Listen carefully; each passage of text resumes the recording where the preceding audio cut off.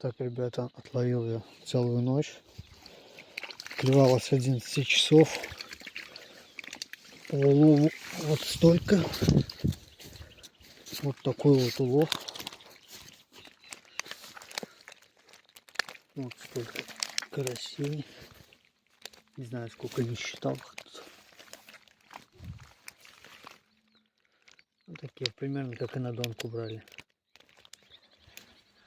Вот. В общем, самый пик такой был где-то с 11 до часа, и потом, наверное, с 3 до 4, и все.